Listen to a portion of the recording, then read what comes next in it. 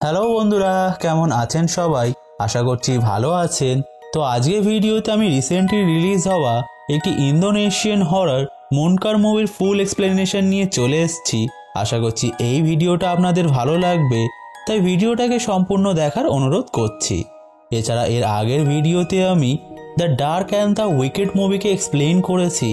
যদি এখনও পর্যন্ত আপনারা সেই ভিডিওটাকে না দেখে থাকেন তাহলে ডেসক্রিপশন ও আই বাটনে থাকা লিঙ্কে ক্লিক করে ভিডিওটাকে দেখে নিতে পারেন।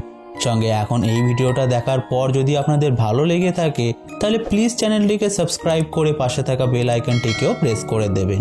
তাহলে চলুন আর বেশি কথা না বাড়িয়ে ভিডিওটি শুরু করা যাক।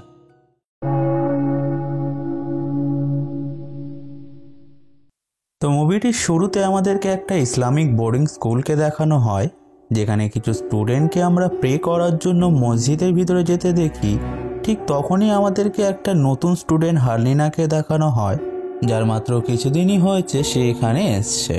এখন মসজিদের মধ্যে প্রে করা শেষ হয়ে গেলে তাদের একটা টিচার তাদেরকে কোরআন সঙ্গে নিয়ে অন্য একটা ক্লাসে যেতে বলে, যেটা শুনে হারলিনা তার কোরআন নিতে তার রুমে যেতে লাগে, কারণ সে সেটাকে রুম থেকে নিয়ে আসতে ভুলে গিয়েছিল। তাই সে দ্রুত তার রুমে গিয়ে কোরআনটাকে নিয়ে রুমের মধ্যেই বসে সেটাকে দেখতে দেখতে ঘুমিয়ে পড়ে। ফলে ক্লাসের মধ্যে তার না আসার জন্য পরের দিন সকালে তাদের টিচার পুরো ক্লাসকেই পানিশমেন্ট দেয়, যার দরুন সে তাদেরকে স্কুলের মাঠ ও বাথরুম বাগেরাকে ক্লিন করার শাস্তি দেয়। যেটাতে বাকি স্টুডেন্টরা বলে হারলিনার দোষের জন্য তারা কেন শাস্তি পাবে, যেটা শুনে টিচার তাদের বলে এটা সবাইকে আবারও একবার মনে করিয়ে দেওয়ার জন্য যে ক্লাস মিস করলেই কঠিন শাস্তি পেতে হবে। যেটা বলার পর সে তাদেরকে কাজে লেগে যেতে বলে, ইনক্লুডিং হারলিনা। এরপর যখন স্টুডেন্টরা মিলে পরিষ্কারের কাজ চালু করে দেয়, ঠিক সেই মুহূর্তে আমরা তিনটে স্টুডেন্টকে তাদের এই কষ্টের জন্য হারলিনার উপর দোষারোপ করতে দেখি। যেখানে সেই মুহূর্তে আমাদেরকে হারলিনাকে দেখানো হয় যে কাজ করতে করতে তার একমাত্র ক্লোজ ফ্রেন্ড রানুমের সঙ্গে হাসি ঠাট্টা করছিল।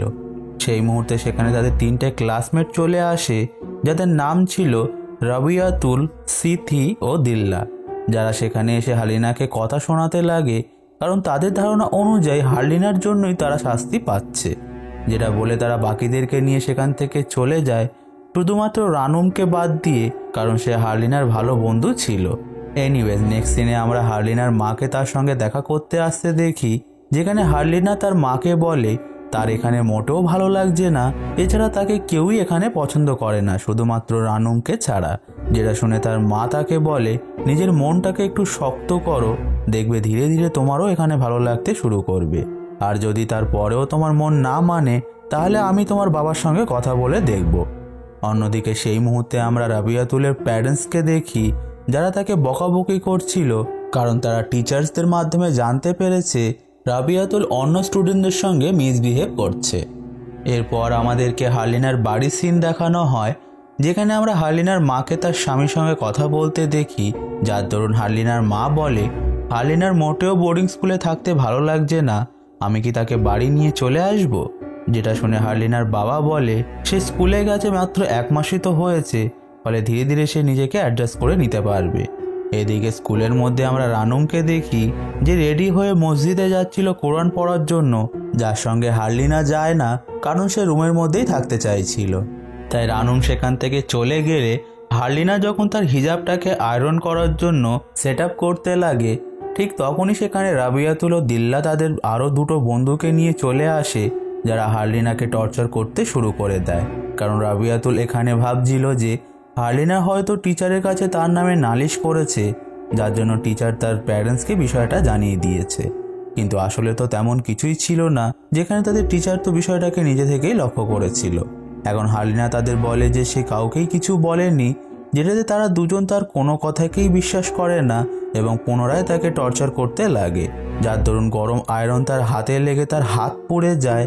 তাই কোনোভাবে সে তাদের হাত থেকে নিজেকে ছাড়িয়ে নিয়ে সেখান থেকে পালিয়ে যেতে লাগে, যাকে ধরার জন্য তারা সবাই মিলে তার পিছু নেয়। যেখানে হারলিনা মসজিদের কাছে পৌঁছে রানুমকে ডাকতে যাবে, তার আগেই রাবিয়াতুল ও দিল্লা সেখানে পৌঁছে তার মুখ চেপে ধরে তাকে বাথরুমে নিয়ে চলে যায়।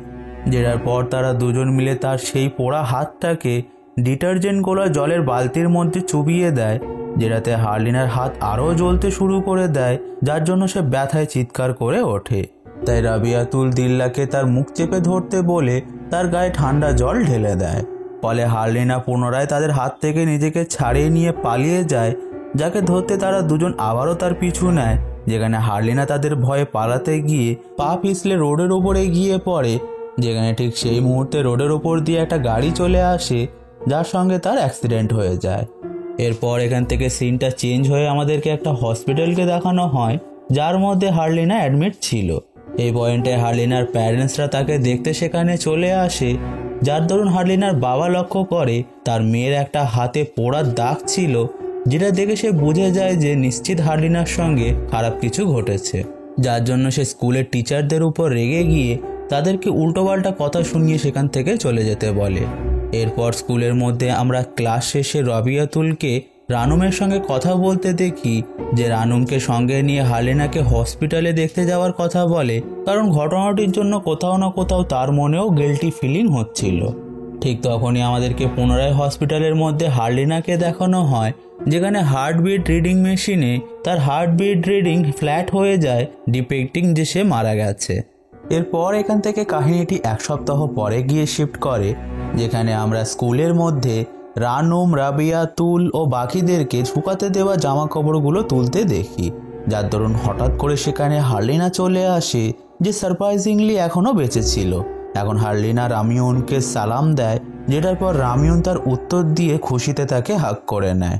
অন্যদিকে সেই সময় আমরা স্কুলের টিচার রুমে সমস্ত টিচারদের হার্লিনাকে নিয়ে কথা বলতে দেখি, যেখানে একটা টিচার বলে তাদের হার্লিনাকে জিজ্ঞাসা করা উচিত যে তার সঙ্গে সেই দিন রাতে কি ঘটেছিল, কারণ সে ধারণা করছে নিশ্চিত কোনো স্টুডেন্ট তাকে বুলি করেছিল। যেটা শুনে স্কুলের প্রিন্সিপাল উম্মি আয়ুন বিষয়টাকে এখানেই চেপে দিতে বলে, না হলে তাদের স্কুলের রেপুটেশন খারাপ হয়ে যেতে পারে। লিটারেলি স্কুলে এত বড় একটা ঘটনা ঘটে গেল, তবুও প্রিন্সিপাল তার রেপুটেশন নিয়েই পড়ে আছে। এনিওয়েজ, এরপর আমরা সমস্ত স্টুডেন্টদেরকে প্রে করার জন্য অ্যাসেম্বলির মধ্যে বসে থাকতে দেখি, যেখানে হার্লিনাও ছিল, যে প্রিন্সিপাল উম্মি আয়ুনের উপর নজর রেখে দিয়েছিল। যেটা দেখতে পেয়ে মিস ওয়ায়ু যখন তার থেকে চোখ সরিয়ে নেয়, ঠিক তখনই হঠাৎ করে হার্লিনা তার কানের কাছে এসে তাকে সালাম জানায় এবং সঙ্গে সঙ্গে গায়েব হয়ে যায়। সেই মুহূর্তে ইন্দ্রি নামে একটা টিচার তাকে সালাম জানালে প্রিন্সিপাল প্রচণ্ড ভয় পেয়ে যায়। এরপর সেখানে যখন রাবিয়াতুল, দিল্লা, স্মৃতি একসঙ্গে বসে পড়ছিল, ঠিক তখনই তারা হার্লিনাকে একভাবে তাদের দিকে তাকিয়ে থাকতে দেখে, যেটাতে তারা একটু আনকমফোর্টেবল হয়ে যায়। সেই মুহূর্তে সেখানে রামিউন চলে আসে, যাকে দেখে রাবিয়াতুল তাকে তাদের কাছে আসতে বললে রামিউন তার কোনো কথাই শোনে না এবং হার্লিনার কাছেই বসে পড়ে। যেটার পর সে হার্লিনাকে জিজ্ঞাসা করে আসলে সেই দিন রাতে তার সঙ্গে কি ঘটেছিল, যেটার উত্তরে হার্লিনা তাকে তেমন কিছুই বলে না। এখন সেই দিন রাতে স্মৃতি ও রাবিয়াতুল যখন বাথরুমগুলোকে চেক করতে যায়, তখন তারা সেখানে পৌঁছে স্প্লিট হয়ে যায়, যাতে করে তারা দ্রুত কাজটাকে কমপ্লিট করতে পারে, কারণ তারা দুজনেই কোথাও না কোথাও হার্লিনাকে ভয় পাচ্ছিল। এখন রাবিয়াতুল যখন বাথরুমগুলোকে চেক করছিল, ঠিক তখনই সে কিছু শব্দ শুনতে পায়, যেটাতে ভয় পেয়ে সে যখন স্মৃতির কাছে যেতে লাগে, পথে সে স্মৃতিকে একটা লাইটের নিচে অদ্ভুতভাবে দাঁড়িয়ে থাকতে দেখে, যেটাতে সে স্মৃতিকে ডাক দিলে স্মৃতি তার কোনো কথাই শোনে না এবং একটা বাথরুমের মধ্যে চলে যায়। তাই রাবিয়াতুল তার পিছনে গিয়ে যখন তাকে ডাকে, ঠিক তখনই সে লক্ষ্য করে স্মৃতি পজেস হয়ে গেছে, যে তার উপরে অ্যাটাক করে দেয়। ফলে রাবিয়াতুল ভয় পেয়ে গিয়ে সেখান থেকে পালিয়ে তাদের টিচার উস্তাদ গিনিকে গিয়ে ডাকতে লাগে, কিন্তু ততক্ষণে সেখানে পজেস স্মৃতি চলে আসে, যে রাবিয়াতুলের গলা চেপে ধরে তাকে বলে যে পাপটা তারা করেছে তার শাস্তি তাদের পেতেই হবে। এরপর সে রাবিয়াতুলকে মেরে ফেলতে যাবে, তার আগেই উস্তাদ গানি বাইরে বেরিয়ে আসে, যে স্মৃতিকে বাধা দিতে গেলে পজেস স্মৃতি তাকে দূরে সরিয়ে দেয়। যেটার পর সে উস্তাদ গানির উপরে অ্যাটাক করতে গেলে উস্তাদ গানি তার মাথায় হাত রেখে দোয়া পাঠ করতে শুরু করে দেয়, যার দরুন সে স্মৃতির মধ্যে থাকা ডিমনকে তার নাম জিজ্ঞাসা করলে পজেস স্মৃতি বলে সে স্যাটেন। যেটা শোনার সাথে সাথে সে রাবিয়াতুলকে একটু জল আনতে বলে, যেটা সে এনে দিলে উস্তাদ গানি জলে কিছু দোয়া পাঠ করে সেই জলটাকে স্মৃতির মুখে ছড়িয়ে দেয়, যার ফলে সেই মুহূর্তে শয়তান স্মৃতির শরীর ছেড়ে চলে যায়। ঘটনাটির পর সেই দিন রাতে রাবিয়াতুল ঘুমাতে পারে না, কারণ সে পজেস স্মৃতির মধ্যে হালিনার মুখ ফুটে উঠতে দেখেছিল, যেটা সে দিল্লাকে জানায়। তাই দিল্লা তাকে কমফর্ট করে বলে উস্তাদ গানি স্মৃতির মধ্যে থাকা সেই শয়তানকে তাড়িয়ে দিয়েছে, তাই তার আর ভয় পাবার কোনো প্রয়োজন নেই। এখন পরের দিন সকালে স্মৃতি যখন দিল্লা ও রামিউনের সঙ্গে ছিল, ঠিক তখনই সেখানে তাদের টিচার ইন্দ্রি চলে আসে, যে স্মৃতিকে জিজ্ঞাসা করে সে এখন কেমন আছে। উত্তরে স্মৃতি বলে সে এখন অনেক বেটার ফিল করছে। এরপর সে তাদেরকে রাবিয়তুলের কথা জিজ্ঞাসা করলে তারা বলে রাবিয়তুল তাদের রুমেই আছে। তাই তাকে দেখার জন্য যখন তারা 4 জন মিলে তাদের রুমে যায়, ঠিক তখনই রাবিয়তুল স্মৃতির মুখে হালিনার ফেসটাকে দেখতে পায়, যেটা দেখে সে প্রচণ্ড ভয় পেয়ে যায় এবং অদ্ভুত আচরণ করতে শুরু করে দেয়। তাই সঙ্গে সঙ্গে তাদের টিচার ইন্দ্রি তার কাছে চলে এসে তাকে একটু কমফর্ট করে এবং তার সঙ্গে রাবিয়াতুলকে দোয়া পাঠ করতে বলে, যাতে করে কোনো খারাপ শক্তি তার ক্ষতি করতে না পারে। এখন সেই দিন রাতে রামিউন যখন কুরআন পড়ছিল, ঠিক তখনই তার কাছে হারলিনা চলে আসে, যে তার সামনে বসে রামিউনের পড়া ওয়ার্ডগুলোকে তার গলায় রিপিট করতে লাগে, যেটা শুনে রামিউন প্রচণ্ড ভয় পেয়ে যায়। কিন্তু তবুও সে নিজেকে কোনোভাবে সামলে নেয় এবং হারলিনাকে কিছুই বুঝতে দেয় না। ঘটনাটির পর ভোরের নামাজের জন্য যখন তারা সবাই মিলে মসজিদে যেতে লাগে, ঠিক তখনই আমরা স্মৃতিকে রামিউনের সঙ্গে কথা বলতে দেখি, যে রামিউনকে জিজ্ঞাসা করে হারলিনা কোথায়। তার উত্তরে রামিউন বলে সে তার রুমেই শুয়ে আছে। কিন্তু অজু করে তারা যখন মসজিদে এন্টার করতে যাবে, তখনই তারা লক্ষ্য করে যে হারলিনা তো আগে থেকেই সেখানে বসে আছে, যেটা দেখে তারা পুরো অবাক হয়ে যায়। যার মানে হলো হারলিনা একটা টাইমে দুটো জায়গায় উপস্থিত ছিল। এখন পরের দিন সকালে স্মৃতি রামিউনের সঙ্গে দেখা করে তাকে বলে হারলিনার মধ্যে কিছু তো গন্ডগোল আছে, কারণ অ্যাক্সিডেন্টের পর তার ফিরে আসা থেকে সে একটু অদ্ভুত আচরণ করছে। ইভেন সে সবসময় একটু ক্রিপিলি ভাবে হাসতে থাকে। এখন এই পয়েন্টে সেখানে হারলিনা চলে আসে, যে তাদের দুজনের কাছে এসে সালাম নিয়ে অদ্ভুতভাবে তাদেরকে দেখতে দেখতে সেখান থেকে চলে যায়। যেটা দেখার পর রামিউন স্মৃতির কথাকে অ্যাগ্রি করে যে হারলিনার মধ্যে কিছু তো গন্ডগোল আছে।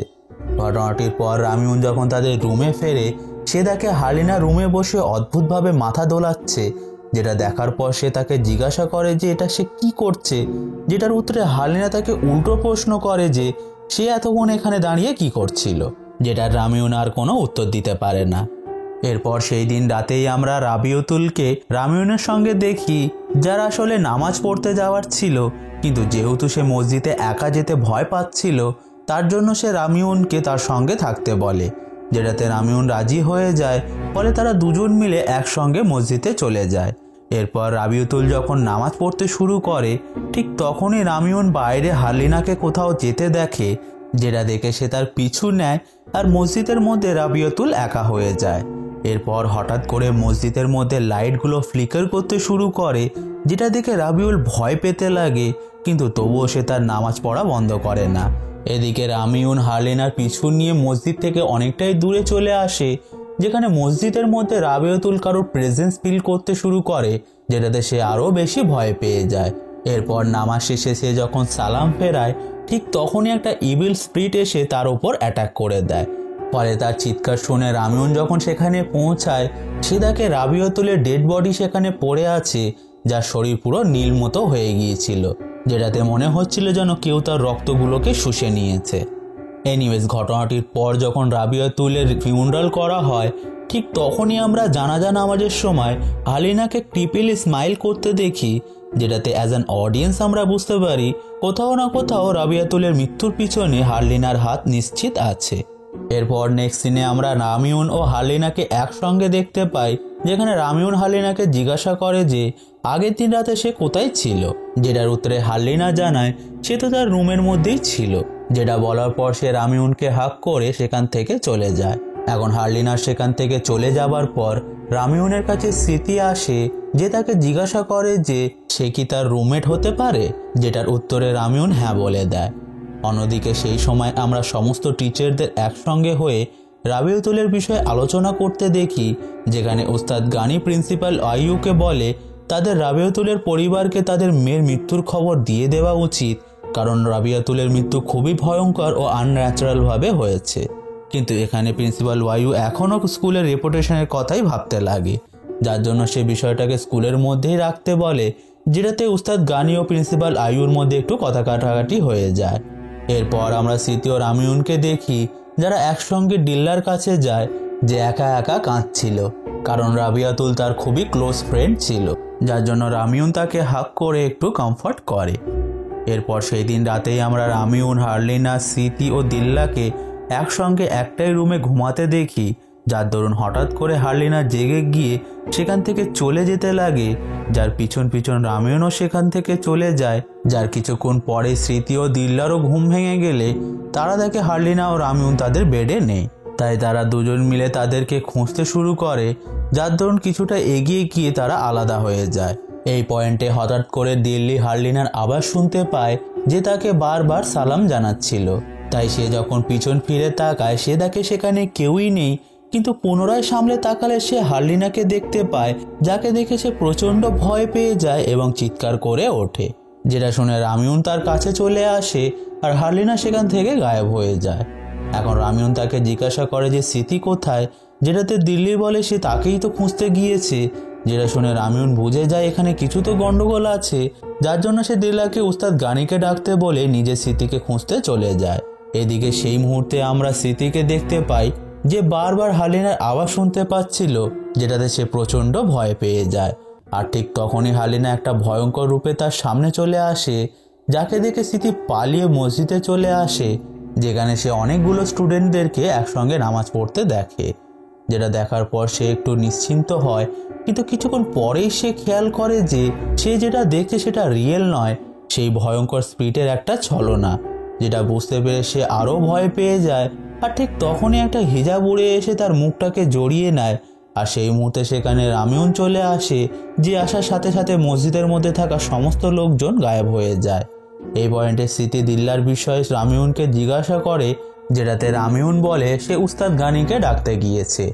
অন্যদিকে সেই মুহূর্তে আমাদেরকে দিল্লাকে দেখানো হয় যে উস্তাদ গানির রুমের দরজায় শব্দ করে তাকে ডাকতে লাগে, যার দরুন রুমের দরজা নিজে নিজেই ওপেন হয়ে যায়। তাই সে রুমের মধ্যে এন্টার করলে উস্তাদ গানিকে বেডের উপরে শুয়ে থাকতে দেখে, যাকে দেখে সে ডাকতে লাগে। আর ঠিক তখনই আমরা তার পিছনে হারলিনার ইভিল স্পিরিটকে চলে আসতে দেখি, যে দিল্লা পিছনে তাকাতেই গায়েব হয়ে যায়। সাথে সাথে উস্তাদ গানিও রুম থেকে গায়েব হয়ে গিয়েছিল, যেটা দেখে দিল্লা বুঝে যায় যে সে এতক্ষণ যা যা দেখেছিল সবগুলোই হারলিনার দেখানো ইলুশন ছিল। তাই নিজের প্রাণ বাঁচানোর জন্য সে যখন রুমটি থেকে পালিয়ে যাবে তার আগেই রুমের দরজা নিজে নিজেই বন্ধ হয়ে লক হয়ে যায়। তাই দিল্লি দরজাটাকে খোলার জন্য তাতে জোরে জোরে আঘাত করতে লাগে, যেটার আওয়াজ তাদের টিচার ইন্দ্রি শুনতে পেয়ে যায়। তাই সঙ্গে সঙ্গে ইন্দ্রি প্রিন্সিপাল আয়ুকে ডেকে নিয়ে দিল্লিকে খুঁজতে বেরিয়ে পড়ে, কিন্তু অনেকক্ষণ খোঁজার পরেও তারা তাকে কোথাও খুঁজে পায় না। ফলে আরও কিছুটা খোঁজার পর তারা যখন মসজিদের কাছাকাছি পৌঁছায় তারা সেখানে কিছু স্টুডেন্টকে ভিড় করে দাঁড়িয়ে থাকতে দেখে। তাই তারাও সেখানে বিষয়টা কি দেখতে গেলে জানতে পারে মসজিদে দিল্লার মৃতদেহ ঠিক একইভাবে পড়ে আছে যেমনভাবে রাবিয়তুলের ডেড বডি পড়েছিল। এখন ঘটনাটির পর তারা সমস্ত স্টুডেন্টদের মসজিদের মধ্যে চলে আসতে বলে, কারণ আজ রাতটা তারা সবাই মিলে মসজিদের মধ্যেই থেকেই কাটাবে, যাতে করে আবারও কোনো স্টুডেন্টের সঙ্গে এই জিনিসটা ঘটতে না পারে। অন্যদিকে সেই সময় আমরা রামিউন ও স্মৃতিকে দেখতে পাই, যারা উস্তাদ গানি ও উস্তাদ জাফরকে বলে এই সমস্ত ঘটনাটি হারলিনাই ঘটিয়েছে, কারণ তারা তাকে এখানে আসতে দেখেছিল। যেটা শুনে উস্তাদ গানি ও জাফর হারলিনাকে খুঁজতে শুরু করে দেয়, কিন্তু তারা তাকে কোনোভাবেই খুঁজে পায় না। তাই বাধ্য হয়ে স্কুল থেকে হারলিনার বাড়িতে কল করে তার মিসিং হয়ে যাওয়ার ব্যাপারটা ও স্কুলের মধ্যে কি কি ঘটেছে সমস্ত কিছুই তার মাকে জানিয়ে দেওয়া হয়, যেটা শুনে হারলিনার মা পুরো শকড হয়ে যায়। নেক্সট সিনে আমরা সমস্ত স্টুডেন্টদের মসজিদের মধ্যে ঘুমাতে দেখি, যেখানে রামিউনের পাশে হঠাৎ করে হারলিনা চলে আসে, যে তার নাম ধরে তাকে ডাকলে ভয় পেয়ে রামিউন যখন সেই দিকে তাকায় ঠিক তখনই হারলিনা সেখান থেকে গায়েব হয়ে যায়। পরিবর্তে সেখানে স্মৃতি ছিল, যে রামিউনকে বলে সে ওয়াশরুমে যাবে, তাই তাকে তার সঙ্গে একটু যেতে, কারণ তার একা যেতে ভয় করছিল। তাই তারা দুজন মিলে একসঙ্গে ওয়াশরুমে যায়, যেখানে রামিউন বাইরে দাঁড়িয়ে থাকে আর স্মৃতি ভিতরে চলে যায়, যার দরুন আমরা তার পিছনে হারলিনাকে দাঁড়িয়ে থাকতে দেখি, যে হঠাৎ করে উধাও হয়ে যায়। এখন কিছুক্ষণ পেরিয়ে যাওয়ার পর স্মৃতি বাইরে থেকে কিছু শব্দ ভেসে আসতে শোনে, যেটার পর সে রামিউনকে কিছুই না বলে জঙ্গলের দিকে চলে যেতে লাগে। যেটা দেখতে পেয়ে রামিউন তাকে ডাকতে ডাকতে তার পিছু নেয়, যেখানে কিছুটা এগিয়ে গিয়ে সে স্মৃতিকে একটা জায়গায় অদ্ভুতভাবে দাঁড়িয়ে থাকতে দেখে, যার কাছে গিয়ে রামিউন তাকে ডাকতে যাবে তার আগেই পিছন থেকে আসল স্মৃতি চলে আসে, যে রামিউনকে ডাক দেয়। যেটা দেখে রামিউন পুরো শকড হয়ে যায়, আর ঠিক তখনই তার সামনে থাকা মেয়েটা তার দিকে তাকায়, যেটা আর কেউ নয় হালিনা ছিল, যে তার কাছে সালাম নেয়। ফলে বিষয়টার দিকে স্মৃতি ও রামিউন প্রচন্ড ভয় পেয়ে যায় এবং সেখান থেকে পালিয়ে যেতে লাগে। কিন্তু ঘুরে ফিরে তারা বারবার একই জায়গায় ফিরে আসছিল, তাই তারা বিষয়টাকে বুঝতে পেরে যখন দাঁড়িয়ে পড়ে, ঠিক তখনই পিছন থেকে ইভেল হালিনা এসে স্মৃতির পা ধরে তাকে টেনে নিয়ে যেতে লাগে, যাকে রামিউন ধরে নেয়। আর সেই মুহূর্তে সেখানে উস্তাদ গানি ও জাফর চলে আসে, যারা স্মৃতিকে বাঁচিয়ে নেয়। এরপর উস্তাদ গানি হালিনাকে জিজ্ঞাসা করে সে আসলে কে, যেটার উত্তরে হালিনা বলে সে আসলে একটা জিন, যাকে এখানে ডেকে আনা হয়েছে যাতে করে সে স্কুলের মধ্যে থাকা খারাপ মানুষদেরকে শেষ করে দিতে পারে। যেটা শুনে উস্তাদ গানি তার মাথায় হাত দিয়ে কিছু দোয়া পাঠ করতে শুরু করে দেয়, কিন্তু তাতে কোনোই লাভ হয় না। এখন এই পয়েন্টে সেখানে হালিনার মা বাবা চলে আসে, যেটার পর আসে কাহিনীতে আসল টুইস্ট, যার দরুন আমাদেরকে একটা ফ্ল্যাশব্যাককে দেখানো হয়, যেটাতে আমরা জানতে পারি যে গাড়িটার সঙ্গে হালিনার অ্যাক্সিডেন্ট হয়েছিল সেটা আসলে তারই মায়ের গাড়ি ছিল, যেখানে তার মা জানতোই না যে সে তার মেয়েকেই গাড়ি চাপা দিয়ে দিয়েছে। কারণ যখন তার মায়ের গাড়িটি তাকে চাপা দেয়, তার আগে গাড়িটি কিছু কাঠের গুঁড়ির সঙ্গে ধাক্কা খায়, যার জন্য তার মা ভেবে নিয়েছিল যে গাড়িটির চাকার তলায় হয়তো কাঠের গুঁড়ি চলে এসছে, তাই সে বিষয়টাকে বেশি গুরুত্ব না দিয়ে সেখান থেকে বেরিয়ে যায়। ফলে প্রেজেন্টে হালিনার মধ্যে থাকা জিন হালিনার মাকে তুলে নিয়ে গিয়ে তাকেও ঠিক একইভাবে মেরে ফেলে যেমন করে সে বাকি দুজনকে মেরেছিল। যেটার পর সে স্মৃতির দিকে এগিয়ে যাবে, ঠিক তখনই সেখানে সেই ওল্ড টিচার চলে আসে, যে হালিনার পা ধরে তাকে সেখানেই থামিয়ে দেয়।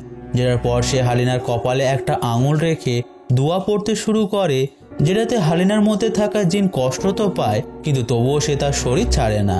যেটা দেখে হালিনার বাবা বিষয়টা বুঝে যায়। আর এই পয়েন্টে আমাদেরকে আবারও একটা ফ্ল্যাশব্যাককে দেখানো হয়, যার দরুন আমরা জানতে পারি আসলে হসপিটালের মধ্যে সেই দিন হালিনা সত্যি সত্যিই মারা গিয়েছিল, যেটা হালিনার বাবা তার ওয়াইফকে জানায় না। যেটার পর সে তার মেয়ের ডেড বডিকে নিয়ে একটা শেমানের কাছে যায়, যেখানে পৌঁছে সে সেই শেমানটাকে বলে আমার মেয়েটাকে যে কোনো উপায়ে তুমি জীবিত করে দাও, পরিবর্তে তুমি যা চাইবে আমি তাই তোমাকে দেব। যেটাতে সেই শেমান রাজি হয়ে গিয়ে বলে আমি তোমার মেয়েকে বাঁচিয়ে তো নেব, কিন্তু বেঁচে ফিরে আসার পর তোমার মেয়ে হয়তো আর আগের মতো থাকবে না। যেটা শুনে সে মেয়ে হারানোর কষ্টে তাতেই রাজি হয়ে যায়। ফলে সেমন একটা রিচুয়াল পারফর্ম করে, যার দরুন সে হালিনার বাবাকে তার মেয়ের মাথায় একটা বড় পেরেককে ঢুকিয়ে দিতে বলে, যেটা করার পর হালিনার শরীরকে একটা জিন টেক ওভার করে নেয়। যেটার পর সে একটা রিভেঞ্জফুল স্পিরিটে পরিণত হয়ে যায়, যে এক এক করে তার মৃত্যুর পিছনে যে ছিল, মানে রাবিয়াতুল, দিল্লি, ইভেন তার মাকেও সে মেরে ফেলে। এরপর প্রেজেন্টে হালিনার বাবা তার ভুলটাকে বুঝতে পেরে যায়, যে গিয়ে হালিনার মাথায় থাকা পেরেকটাকে বার করে দেয়, যার সাথে সাথে সেই জিনটা হালিনার শরীর ছেড়ে সেখান থেকে চলে যায়।